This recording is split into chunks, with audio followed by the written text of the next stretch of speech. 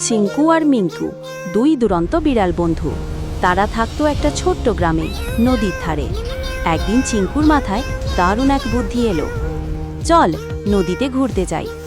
মিঙ্কু প্রথমে একটু ভয় পেল, কিন্তু বন্ধুর আনন্দ দেখে রাজি হয়ে গেল।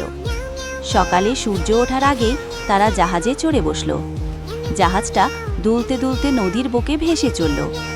দেখো কি সুন্দর ঢেউ, চিৎকার করে বলল মিন্টু।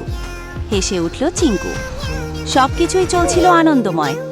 হঠাৎ একটা বিশাল ঢেউ এলো, জাহাজটা কেঁপে উঠল, আর তার সাথে সাথে মিঙ্কু পা ফসকে পানিতে পড়ে গেল। মিঙ্কু, চিৎকার করল চিঙ্কু। মিঙ্কু চেঁচিয়ে বলল, চিঙ্কু আমাকে বাঁচাও। কিন্তু খুব দ্রুতই মিঙ্কু পানির ঢেউয়ের সাথে হারিয়ে গেল। ঢেউয়ের তোড়ে মিঙ্কু নদীর একটি তীরে পৌঁছে যায়।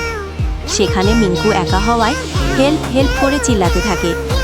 এবং একসময় মিন্টুর প্রচণ্ড খিদে পায়, এবং সাথে সাথে একটা কলা গাছে পাকা কলা দেখতে পেয়ে কলাগুলো একে একে সব খেয়ে নেয়।